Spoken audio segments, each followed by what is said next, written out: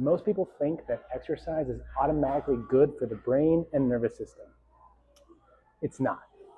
The wrong movement pattern can increase your stress output, while the right movement pattern can improve your coordination, improve your movement skill, lower your pain, and decrease blood sugar almost instantly. Today we're going to talk about how to find the exact inputs that your nervous system actually wants. This video is more than just me explaining. I actually want you to apply this stuff yourself. As such, I have included a free template in the description below for you to use and assess as we go. You're going to need it, so be sure to download that right now. So your brain is very simple.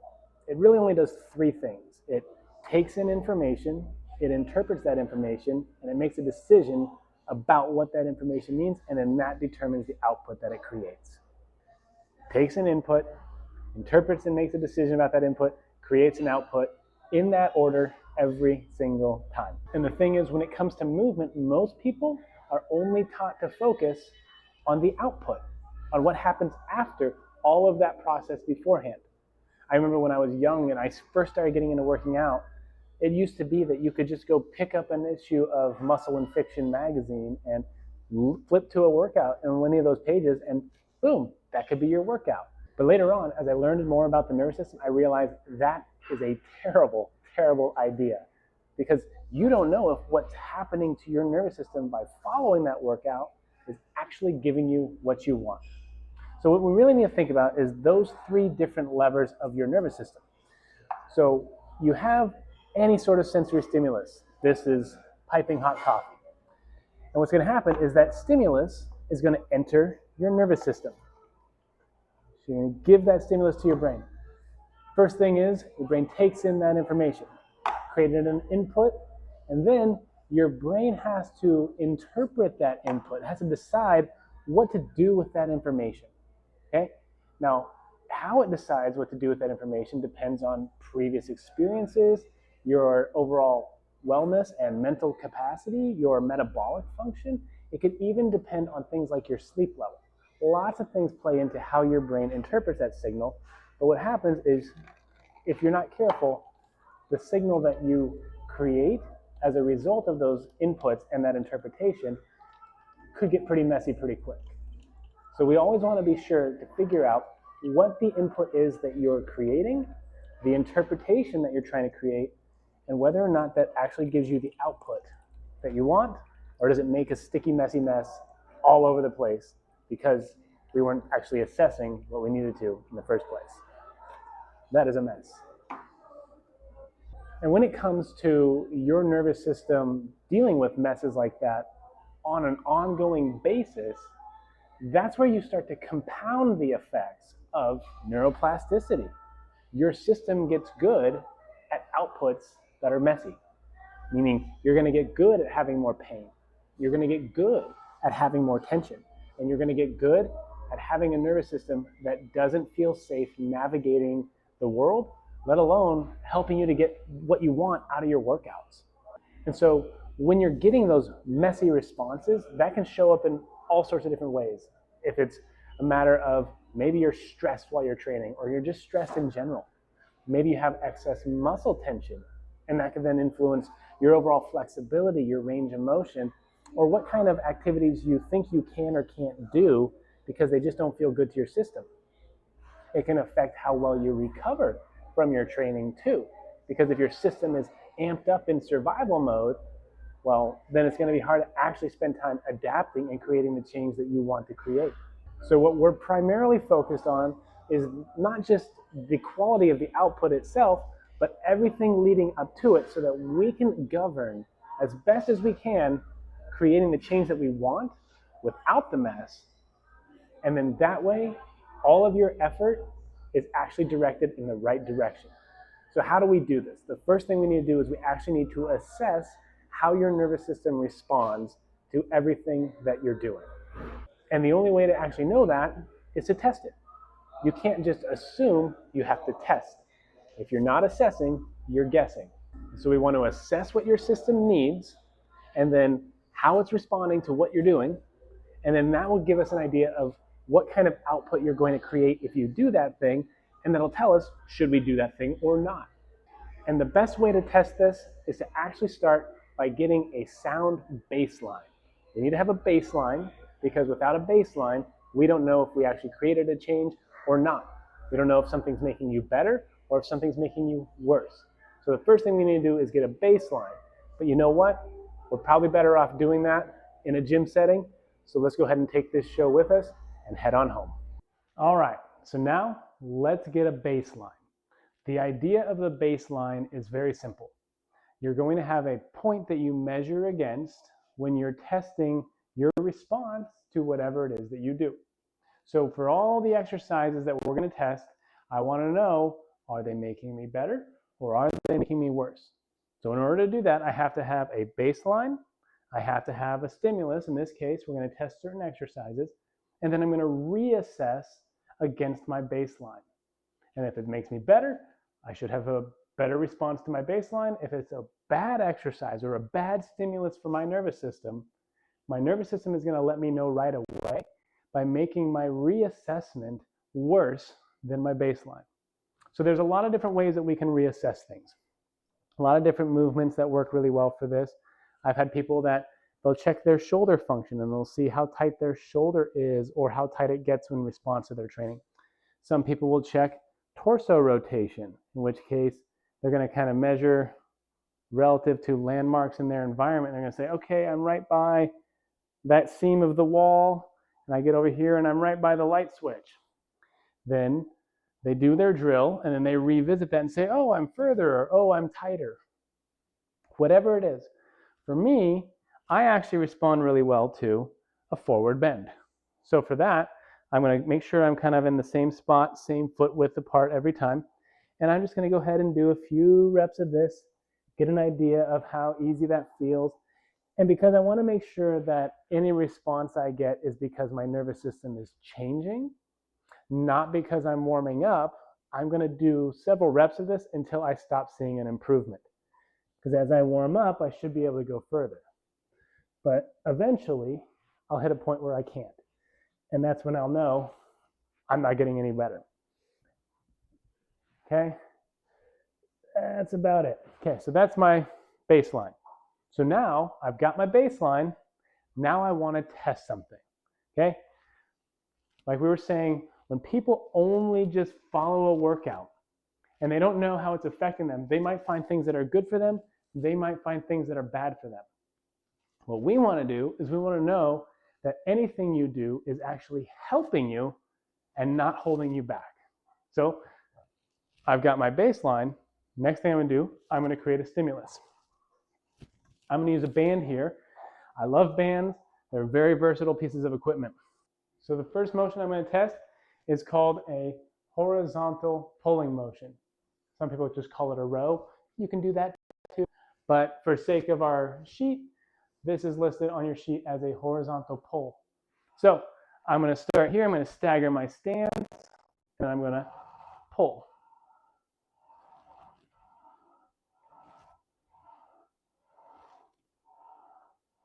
Okay, just a few reps, and then I'm going to reassess.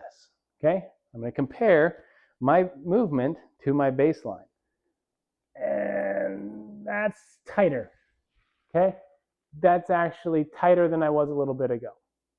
So maybe not the movement for me, or maybe not the best side for me to do that movement. I'm now going to compare it to my left side.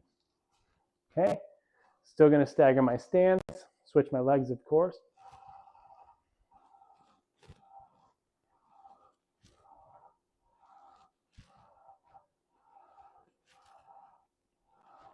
All right, and now compare. So, got my stance, got my motion, and I'm actually touching my feet now.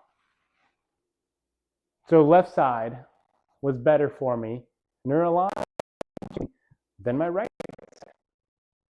So this happened. I just did my baseline. I just did the movement. When I compared my response to doing the right side row and the left side row, I got a different response from each. After doing the left side, I got further than I did with my right. My right was actually less range of motion than my baseline. So what that tells me is that my nervous system likes me doing my left side row more. And so I'm probably going to want to make a note of that when I'm planning out what I'm going to need to make my nervous system happy and give it what it needs. So that's going to go on your tracking sheet. You're going to test these all yourself, and you're going to put that on there. And you're going to find some movements are better on your right side, and some movements are better on your left side. And that's okay, because believe it or not, you have a brain on each side, and they each need something different. My right side of my brain controls the left side of my body. The left side of my brain controls the right side of my body. They may need something different. So what I need to do movement-wise over here may be different than what I need to do over here, and that's okay. It's when you ignore that and you give your brain the activation or stimulation it does not want, or that makes you worse. That's when you run into issues. So you want to know this, you want to test this, you want to assess this so that you're not making things worse, you're only making things better. But there's more. So your brain loves movement. Okay? There are areas of the brain that are designed specifically for the sake of coordinating movement across your body. And so we want to keep all of your brain as healthy and strong and vibrant and active and youthful as possible, because your brain controls every other part of your body. So we want to make sure that we're using movement to our advantage to make our brain healthy. And sometimes that means we have to give our brain better problems to solve. So I want you to think about taking a trip. Say you're going to go from Los Angeles to Miami or New York, whatever. You're probably going to fly. If you're looking for the most convenient, smooth way of getting from one area to another, you're going to go in an airplane. And then that flight is more or less going to be a straight line. You're probably going to have to coordinate a ride to the airport. You're going to have to figure out what you're going to do when you're there and stay there and hotels and stuff. There's planning involved, but it's not a huge complex endeavor. Now compare that to what if you were to take a road trip from LA to New York. You're going to drive there. Well, now you have to figure out where you're going to stay along the way, which road you're going to take, which road you're going to avoid because of construction. You're going to have to figure out where you're going to stop for food or gas. There's a lot more complexity involved with that type of trip. So the more complexity means the more planning. The same thing applies to your movement. So if there's more complexity involved in the movement pattern you're creating, you're going to use more of those brain areas. You're going to use more of those brain areas that are designed for problem solving through movement. And so we can also then test complex movement versus linear movement. This is a straight line movement. Okay? A more complex version of this would be, I'm actually going to start with my palm down, and when I row, my palm ends up facing up. There's more joint movements involved. There's more timing involved. There's more coordination involved. There's more complexity overall. And as a result, we can then compare that to our first assessment. And, still not good for me on the right side. However, we know the left side was better for me. Let's try the left side with complexity. Okay? I'll start palm down.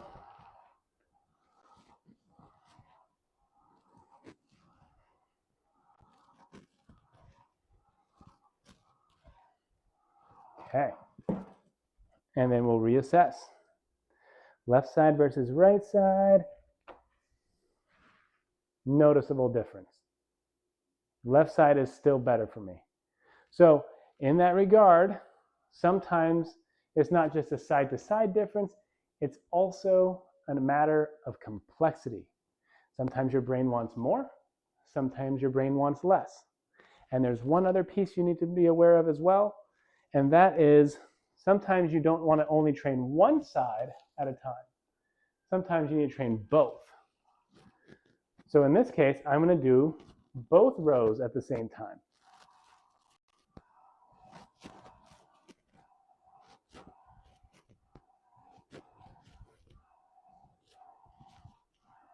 Okay? And then reassess. And that is the best of all of them. Okay? So for me, bilateral, complex, nonlinear, horizontal pulling, or really just a fancy way of saying a rotational row, that's the best thing for my nervous system of that movement pattern. So I would take that sheet, I would go through and I would test every single variation of that and find the one that's best for me. And when I have the one that's best for me, this now goes into my workout today. Because I know that when I do that, it's going to make my nervous system better. All I'm interested in is improving my nervous system, because then that means everything else functions better too. And along the way, I'll get stronger, I'll lose weight, I'll move better, I'll think better, and I'll feel better.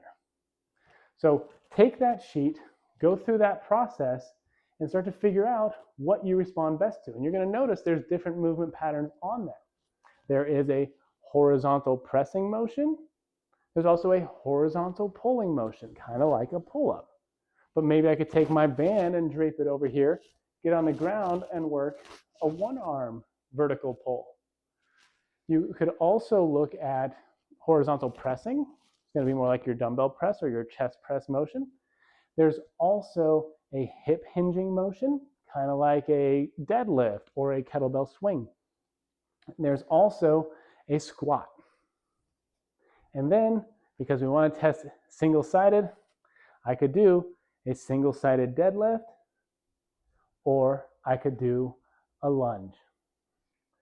So there's lots of variations on there. There's spinal rotation. So I could take that band and I could work rotation of the spine and see how my body responds to rotating right versus rotating left. So I might find that maybe today I train all my left side and rotation to the right. I don't know, I'll have to test that and see. But then as I give my nervous system what it needs and I test it every time, I'll know exactly what I need to do, and I'll know, more importantly, what I don't need to do.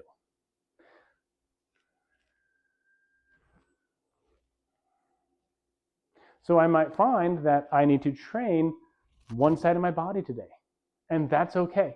It is totally okay to not train symmetrically. Does that mean you're going to train that way forever? Probably not, because your nervous system can and will change. It may change day to day. It may change week to week. We just want to test it and find out for sure. So give that a shot. Give that a try, because oftentimes what happens is a lot of the issues that people experience, things like fatigue, brain fog, poor energy, feeling like their workouts aren't getting them anywhere in spite of doing all the right things, or maybe their workouts are even making them worse. Those are all signs from your nervous system. Those are all outputs and important information from your nervous system. The key is you want to be able to interpret that information. And if you want a deeper look at the model I use to interpret all of those signals, check out the free training at brainhab.com. I put the link in the description below. That's where you need to head next.